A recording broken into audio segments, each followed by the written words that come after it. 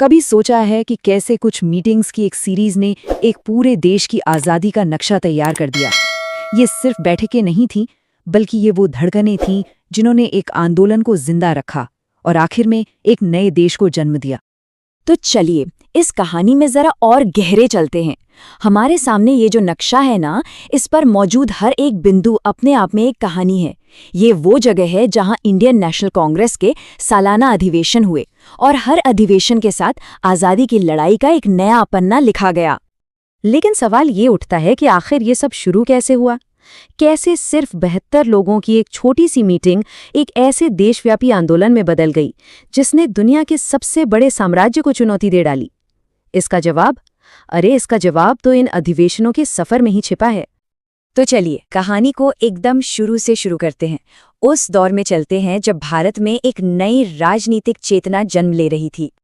बात है साल 1885 की। जगह थी बंबई। व्योमेश चंद्र बनर्जी की अध्यक्षता में कुल 72 प्रतिनिधि एक साथ आए थे।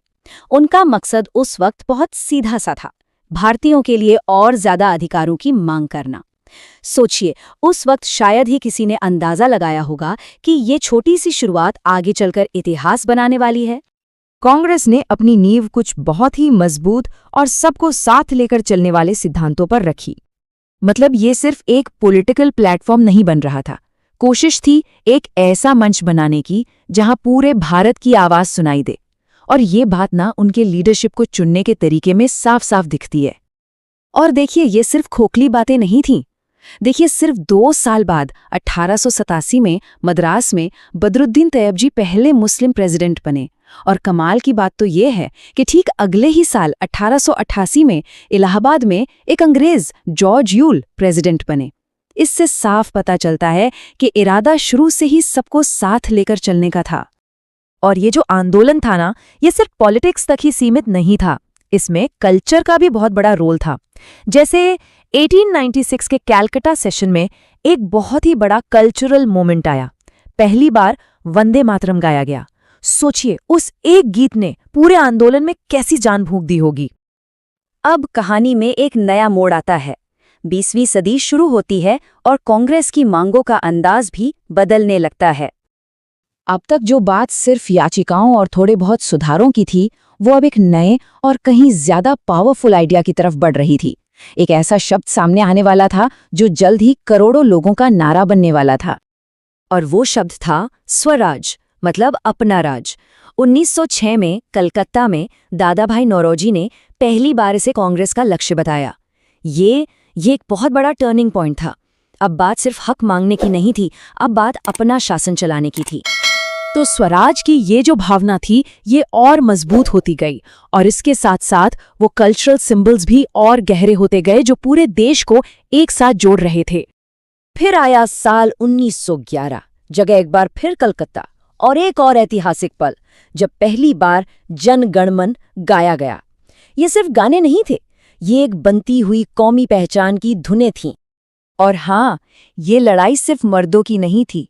1925 में कानपुर में एक और इतिहास रचा गया। श्रीमती सरोजिनी नायडू पहली भारतीय महिला प्रेसिडेंट बनी। ये एक जबरदस्त मैसेज था कि आज़ादी की इस जंग में महिलाएं भी कंधे से कंधा मिलाकर खड़ी हैं। ठीक है, तो स्वराज का लक्ष्य तो सामने आ गया, पर इस स्वराज का मतलब क्या था? क्या इसका मतलब था ब्रिटिश राज के अंदर ही अपना शासन, या फिर कुछ और, कुछ इससे भी बड़ा? ये सवाल अब आंदोलन के बिल्कुल सेंटर में आने वाला था। और यहीं से कहानी अपने सबसे अहम, सबसे निर्णायक मोड़ पर पहुंचती है। अब लक्ष्य बदलने वाला था। साल था 1929, जगह लाहौर। जवाहरलाल नेहरू की प्रेसिडेंसी में कांग्रेस ने एक ऐसा प्रस्ताव पास किया जिसने सब कुछ बदल दिया। अब मांग सिर्फ स्वराज की नहीं थी, अब मांग थी पूर्ण स्वराज की। पूर्ण स्वराज मतलब कंप्लीट इंडिपेंडेंस, ब्रिटिश राज से पूरी की पूरी आज़ादी। अब कोई समझौता नहीं, कोई डोमिनियन स्टेटस की बात नहीं, सिर्फ और सिर्फ पूरी आज़ादी। ये एक ऐसा ऐलान था जिसके बाद पीछे हटने का कोई रास्ता ही नहीं बचा था। और देखिए, कांग्रेस की सोच सिर्फ राजनीतिक आज़ादी तक नहीं रुकी। 1931 में कराची सेशन में फंडामेंटल राइट्स यानी मौलिक अधिकारों की मांग की गई। यही मांगे आगे चलकर हमारे संविधान का आधार बनी। फिर 1937 में फैजपुर में पहली बार सेशन किसी गांव में हुआ। ये इस बात का सबूत था कि आंदोलन अब शहरों से निकलकर हिंदुस्तान के दिल यानी गांव तक पहुंच चुका था। पूर्ण स्वराज के ऐलान के साथ ही आज़ादी की तरफ जो दौड़ थी वो और भी तेज हो गई। अब आखिरी के कुछ साल तो बहुत तेजी से निकले। 1938 हरिपुरा में सुभाष चंद्र बोस प्रेसिडेंट बने। 1940 में रामगढ़ में अबुल कलाम आज़ाद ने कमान संभाली। 1946 में जब आज़ादी बस दरवाजे पर खड़ी थी तब मेरठ में जेबी कृपलानी प्रेसिडेंट थे। और फिर 1948 में आज़ाद हिंदुस्तान का पहला सेशन जयपुर में हुआ। तो इस तरह ये सफ़र पूरा हुआ। हम वापस वहीं आ गए हैं इस नक्शे पर। बॉम्बे में 72 लोगों से जो कहानी शुरू हुई थी वो एक ऐसे आंदोलन में बदल गई जिसने पूरे देश को एक धागे में पिरो दिया। ये सिर्फ मीटिंग्स नहीं थी, इन मीटिंग्स में एक राष्ट्र का जन्म हो रहा था। एक मामूली सी याचिका से शुरू होकर पूर्ण स्वराज की मांग तक का ये जो सफ़र है, ये हमें दिखाता है कि कैसे लगातार बातचीत, सबको साथ लेकर चलने की सोच और एक साफ लक्ष्य के साथ इतिहास को भी बदला जा सकता है। पर सोचने वाली बात यह है कि इस पूरी विरासत से, इस पूरे सफ़र से आज हम क्या सीख सकते हैं? जब तक न सफल हो नींद चैन को त्यागो तुम। जब तक न सफल हो नींद चैन को त्यागो तुम। संघर्ष का मैदान छोड़कर मत भागो तुम। कुछ किए बिना ही जय जयकार नहीं होती। कोशिश करने वालों की कभी हार नहीं होती।